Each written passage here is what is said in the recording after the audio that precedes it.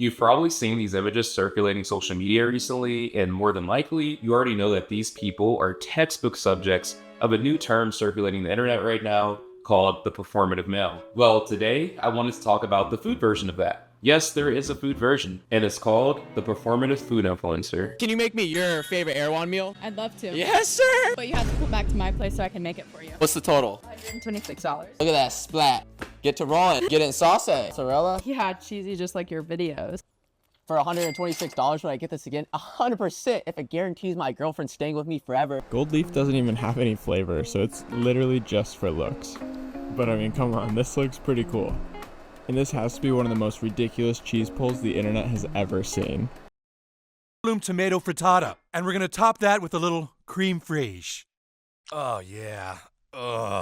Using unique ingredients just for the sake of using them. I'm talking about stuff like your matcha, your truffle, your ube, your yuzu.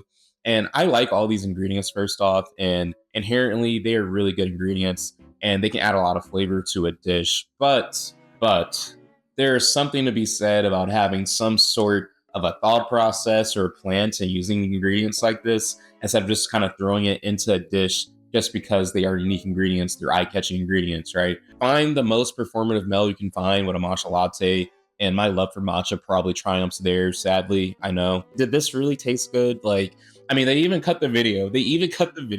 Before you can see the reaction. His eyes were not going anywhere towards the camera. He was really trying to dissect that flavor, let's say. I think his brain was working overtime on that. What is that thing? What's going on?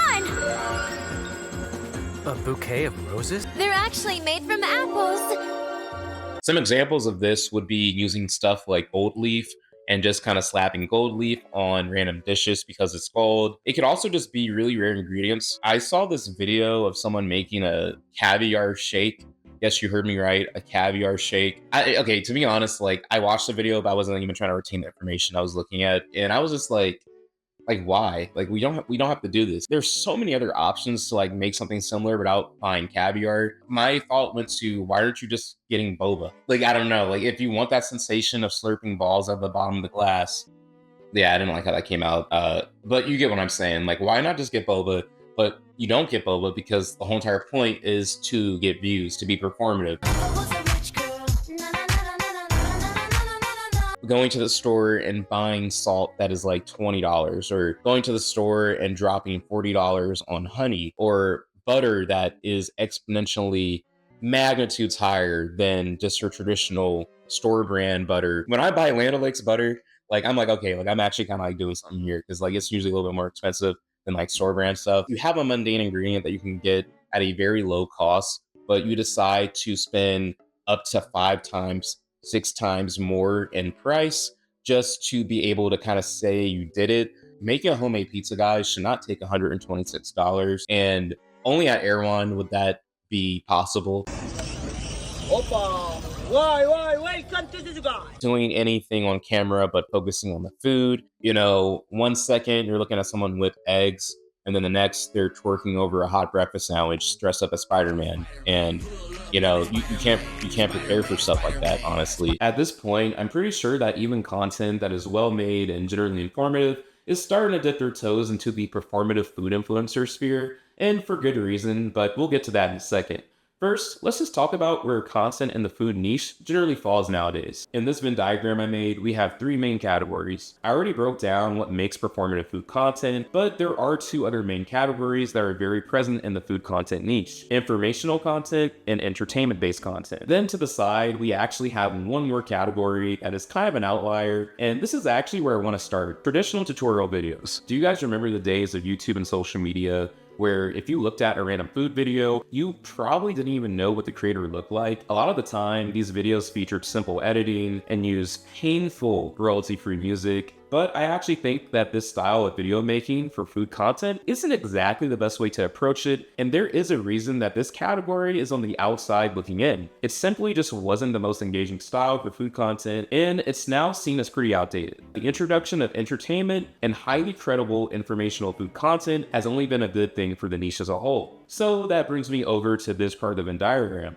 Think of creators like Binging with Babish, Joshua Wiseman, Claire Sappitz, and more. Their content is more than just a tutorial, but it's a full production. They not only use professional grade cameras and lenses, but they'll use storytelling when appropriate to give context on what they're doing and why, and they even include humor throughout their demonstrations, which tends to be a reflection of their own personalities. Binging with Babish has entertaining videos, and he's well known for his series where he will focus on a dish from a popular TV show or movie, and then create a copycat version of that specific dish that's highlighted in the show. He also goes into detail about how to make the dish and gives some helpful tips along the way, and all these characteristics is what lands him in the informational and entertainment regions. I think a more interesting example too would be CZN Borak. I'm sure you've seen this soul-piercing stare at their feet at least once. Yes, I do find his content to be somewhat performative, but I can't deny that what keeps me watching is his talent and skill to look away from the camera and accurately prepare full dishes. A lot of the time, he's using a very dangerously sharp knife to cut vegetables, do stuff like that. The main focal point of his videos are his talent, so the more performative aspects aren't too distracting or annoying. That's why I have him between the entertainment and performative regions here. Having some entertainment value, some humor, and extra information is actually quite helpful for food content, as it tends to make your instructions more memorable and easy to recall for viewers. This modern style of food content has really done wonders in growing the niche. However, as with any niche, eventually there is saturation, and the food niche couldn't avoid this issue. Imagine you decide to make a food channel. You have good lighting, you have good sound, a professional camera, and pretty good filming and editing skills. You create videos consistently for about a year, but you notice that you aren't growing as much as you initially thought you would. Then it dawns on you. Your niche is highly saturated, and you aren't the only one making this content with your level of quality and style of content making. You begin to realize that your channel's growth is pretty much dependent on pure luck for the most part as is. So what do you end up doing?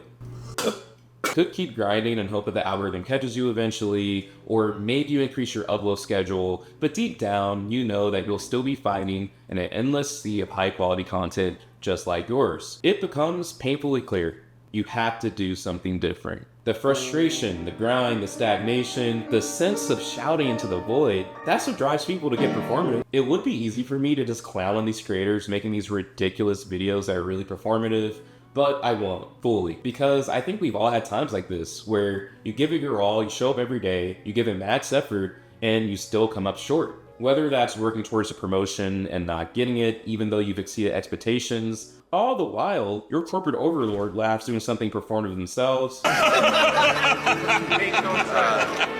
How is it? Or maybe you've made hundreds of beats with the hopes of becoming a producer or an artist,